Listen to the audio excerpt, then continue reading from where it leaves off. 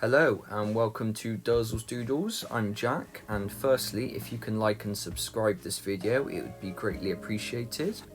Okay, now in this episode, I will be teaching you how to draw Batman. Considering today is Batman Day and it is the best character ever designed, I thought I would spend the time. So what I'm doing here is I'm just drawing the face of the character. So the top part is a circle, and the bottom part, the jawline, is a four-sided shape. And now what I'm drawing is the center line of the face.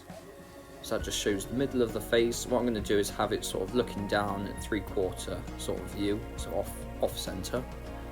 So what I'm drawing now is the chest of Batman. So all I do is split that into two large circles, and I try and connect the circles right up to the jaw, because the angle of the head will be pointing down, so the head will almost be connected straight to the top of the chest. And as you can see, I'm just drawing the line across the face. That will be the center mark for the eye, and this other line halfway down that line is the bottom of the nose, the base of the nose line. And so now what I'm doing is I'm drawing the top part of his back. So those are the two trapezius muscles that connect the neck to the shoulder. So the shoulder line has just been marked in, and now what I'm drawing is the bicep and a line on the base of the shoulder to connect the bicep to the shoulder, and now little lines to draw the base of the trapezius muscles, just because he's a strong character, they have to be well defined. So now I'm just working further down on the base of his chest and the abdominal region. And now one of the iconic parts of him, the emblem itself. So I haven't copied this from anything, it's just a sort of tweak on one of the other designs that he has. So this suit itself is semi-inspired by the Long Halloween comic book, very iconic comic book of his, where things are a lot creepier than they should be, drawn very sort of gothic inspired, sort of Tim Burton type designs. So I'm just elongating the natural sort of shape of the bat emblem. So this sort of design is rough, but you can draw it any way you want, anything based on a movie, based on the comic book itself. I'm just trying to try something different just to make it seem a bit fresher.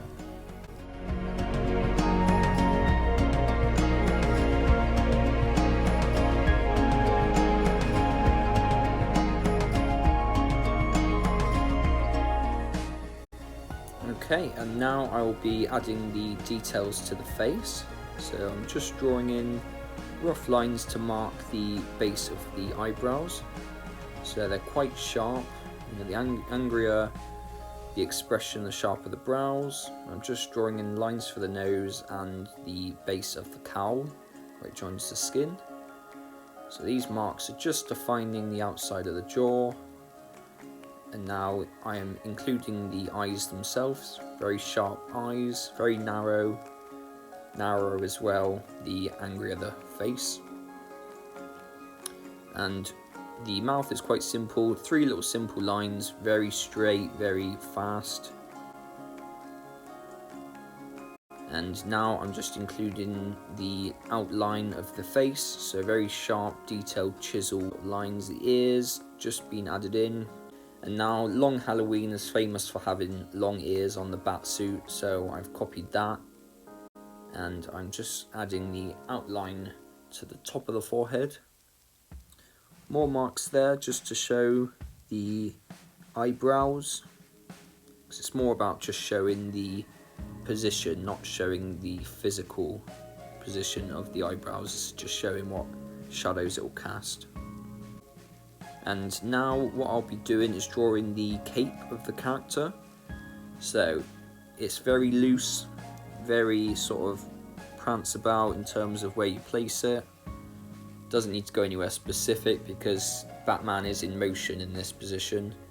All you have to make sure is that because the cape is resting over his shoulders, so it will follow the form of that, and also it will be tighter around part of the more pronounced part of the shoulders themselves. So I'm just adding details to the outside of the cape. I don't want it to be flush against the skin, so adding sort of looser lines will create a bit more motion, a bit more flow. And now I'm just adding a little bit more detail to the face itself. And now onto the inking. So all this is just cleaning up the lines that we made in the sketch. Just making sure that all the positions are where we want them to be. Any sort of changes, it's best to do it just before this point, because from here it's harder to make any changes once the line's been added in. It can be done, but just to save ourselves the hassle. So now just continuing the rest of the face, just making sure all the shapes is where we want them to be. With comic book art as well, the lines have to sort of be as crisp as you can get them as well. So any sort of mistakes, just boil it down to creative license. But making sure these main lines are drawn in, the face, the details of the cowl are all added in. Because this is when the character starts coming together.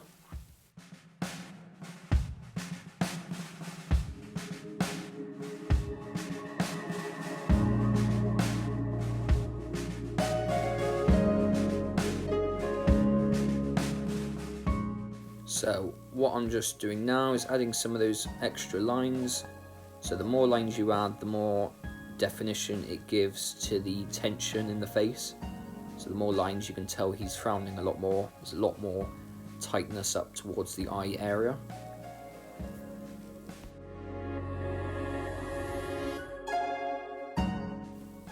And now we're moving on to the cape itself. So a lot of flowy lines, just to give that emphasis to the direction of the cape itself. Making sure we follow the direction over those trapezius muscles.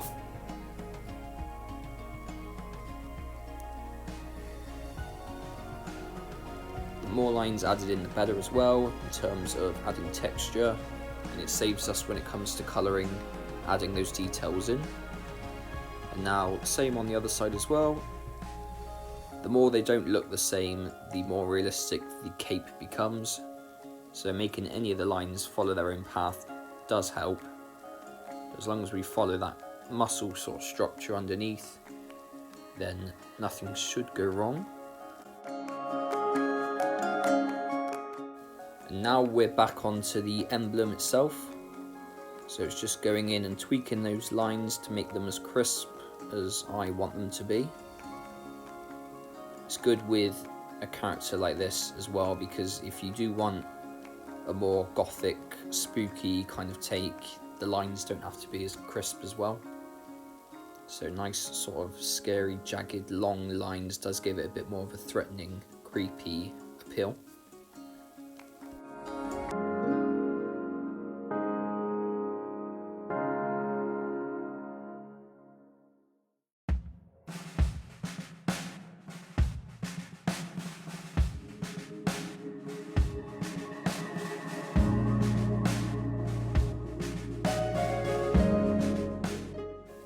So at this point as well, you can see that the lines aren't as straight when it comes to the sketch in comparison. But I decided at the point that the right side of the emblem shouldn't be as thick as it is, because I was recreating the same sort of depth on the wing on the right compared to the left. So that's why I made that tweak.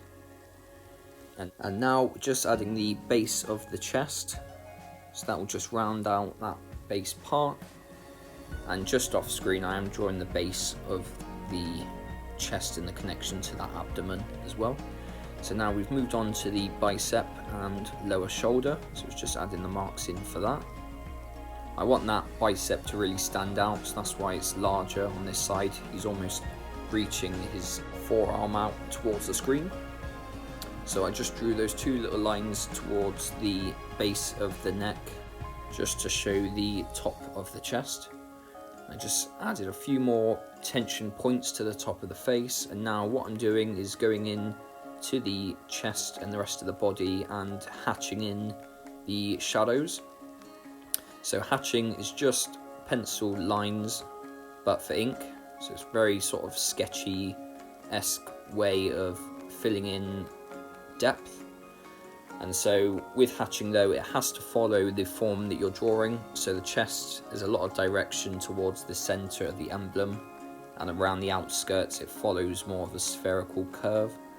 So with the hatching, just making sure that you're following those curves to make that form stand out a lot more, to give that a lot more definition.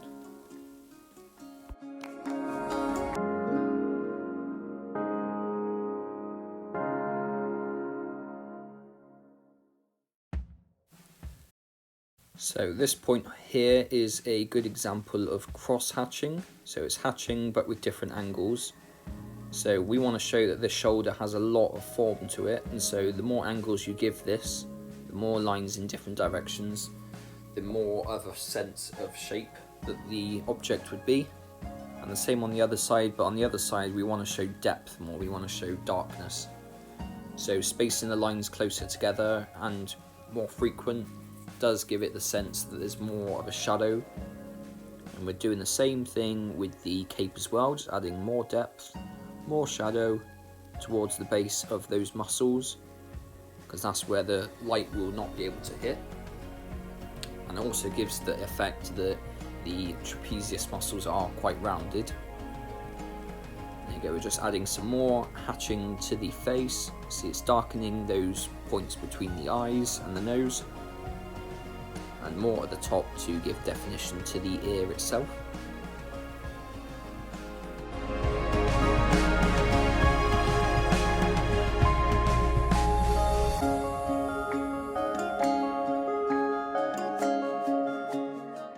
And now I'm just going to erase the drawing, so all that's left is the ink that we did just now. And now I'll be going in with another ink pen, this time with a brush tip, so it's just to give a bit more thickness to the outlines.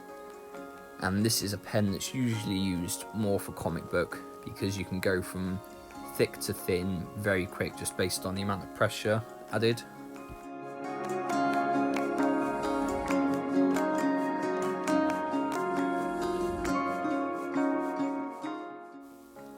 Remember, with the pen as well, we have to stick to that pressure aspect, so making sure we emphasize the sides that we do want as thick as possible, but making sure any points that we reach that we want thin are kept thin with a light touch.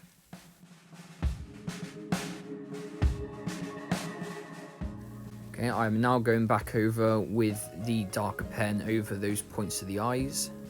So the darker the point above and below these eyes, the more depth we can give them, and we can set them more into the face itself.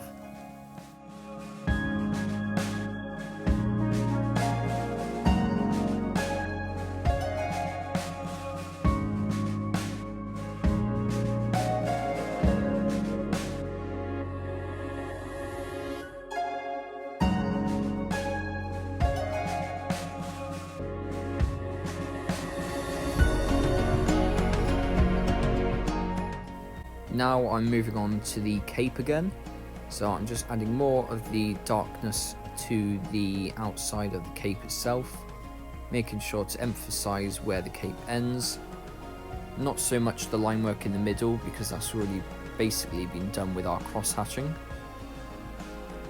Just making sure that it's all continued up correctly, any depth is where we want it to go.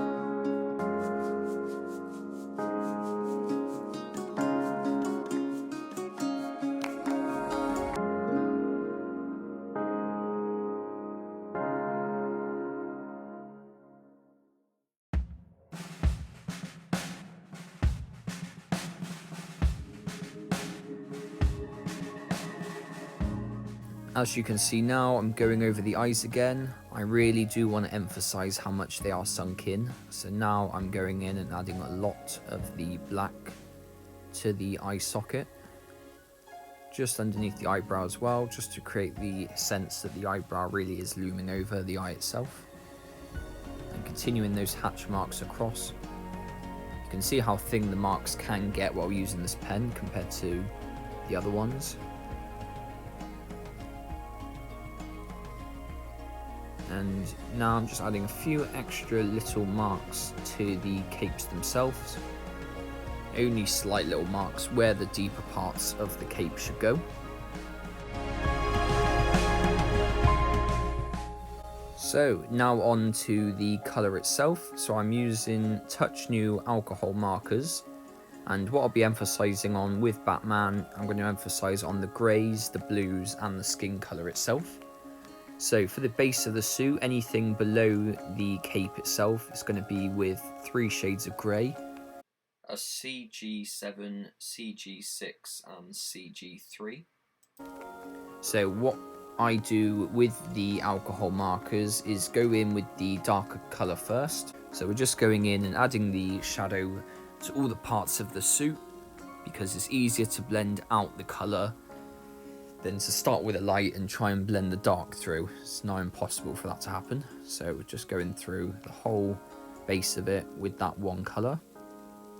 It will dry, so it will be harder to blend, but at the same time, once we overload it with the other 2 greys, it will start to connect.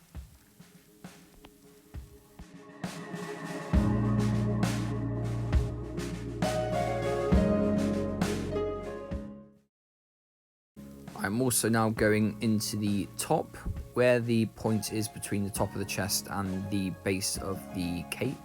So I'm just adding in all the extra shadow I need there. Just emphasising that there is a lot more shadow at the higher point of that cape, and emphasising why it's made such a distance in terms of shadow.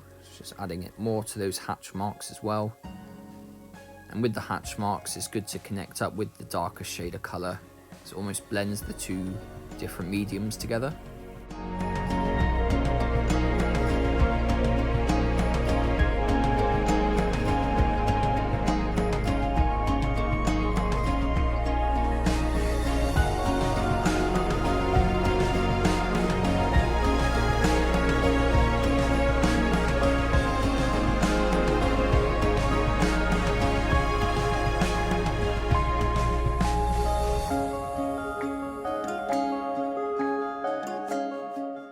So now I'm going in with the second shade of the grey, the CG6.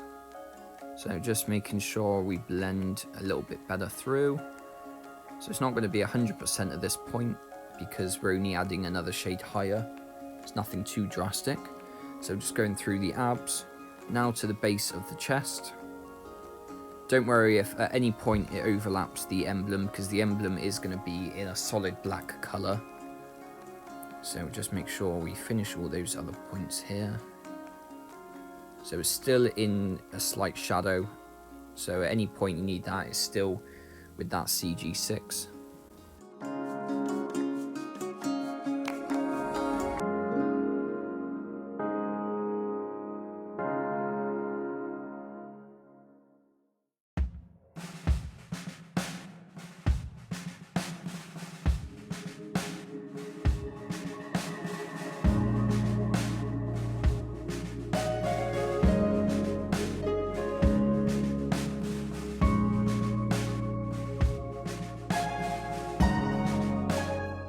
So the chest is done with those 2 colours. Now I'm going back into the cape with the CG7 again, so the darker colour.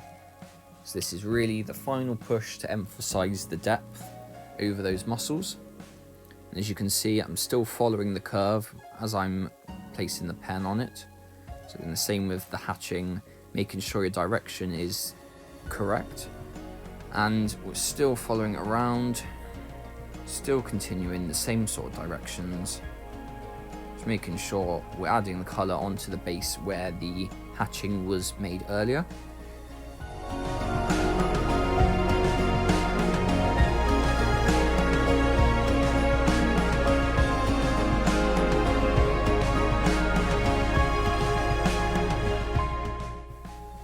And adding that same darker grey, the CG7, onto the face as well. With the face, even though it will be blue, the same as the cape, we are still adding that darker grey because that is our main source of depth. It's our main source of form to the character itself. So just adding it to those points where all the heavy hatching is, in between the eyes, by the nose, by the ears, and towards the top of the forehead.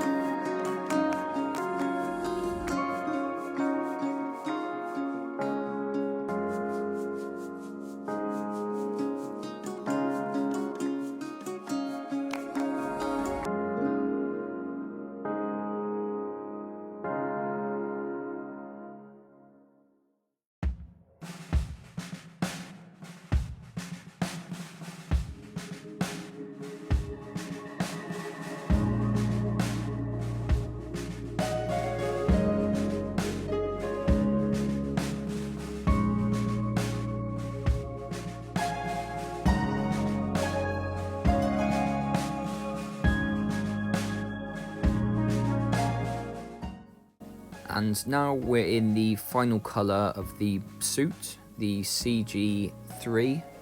So still a grey, but this is our lightest grey that we're going to be using. So all the plan is now is to go over the entire rest of the chest, ab and bicep shoulder area and just contain the whole bit in this CG3. Making sure we follow the same directions that we have set ourselves, because these markers will dry mainly in the direction that you have drawn them.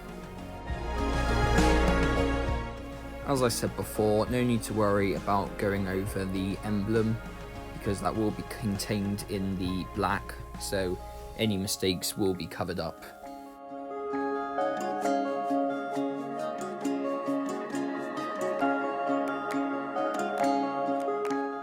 See, these 3 points from now on, the side of the chest, the bicep and the shoulder, are all key examples of making sure you follow the colour in the right direction, because we really want to make sure the form of these 3 shapes are visible. So the side of the chest has to be rounded, the bicep has to be straight but also curved outwards, almost in the form of like a spherical shape. And the shoulder has to follow the markings that we made with the cross hatching. So making sure we give it a rounded approach will give it more of a form to itself.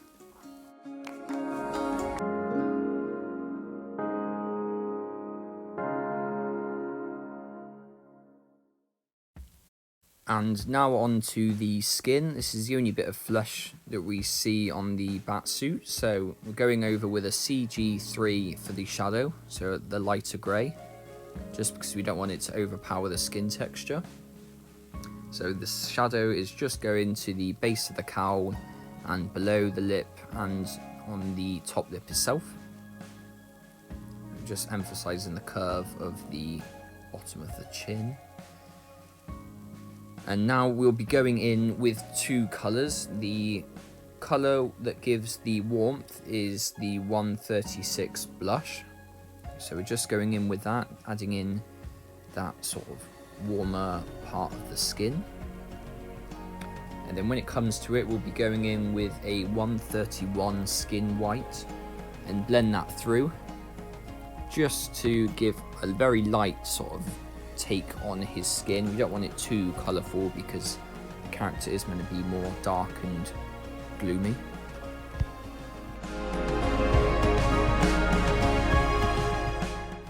And now onto the cape again. We'll be going through with a blue-grey, a BG3, just on the middle points. This is going to be the lighter blue that we're going to be using. This is also the same colour we'll be using on the face mask as well. So following the same form as well. And now we're just going in with the darker part with a 144 pale baby blue. And the plan is to add a little bit of depth to the outside, and then what we'll do later on is we'll blend it back through with that BG3 again, just to create one solid blue tint. We don't want it too overpowering as well, because it's more of a night character, so having a darker more earthy kind of blue will create a bit of a more gloomier take on things. And after the right side is done, I will be speeding up the footage for the left side and the face itself. And in those parts, it'll be the same thing. It'll be that lighter BG3 and then in with that darker 144, just to emphasize the high and low points of the rest of the cowl.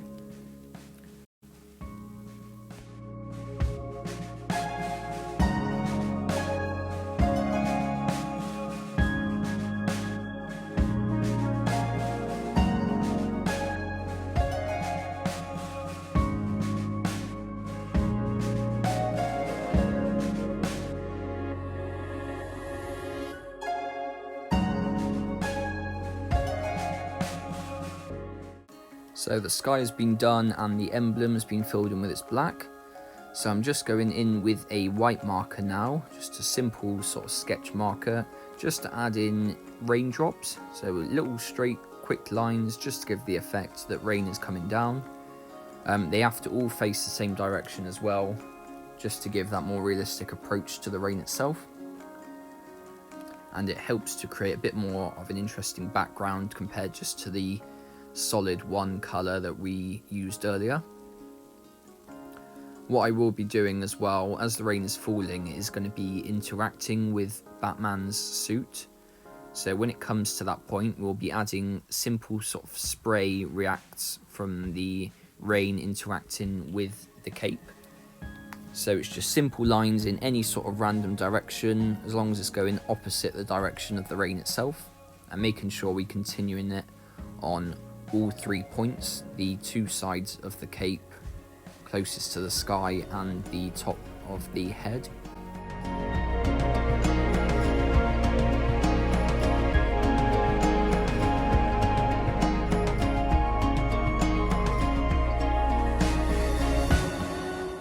And now for the final bit of colour that I'll be adding, it's just going to be this black part to the side of the nose of the face.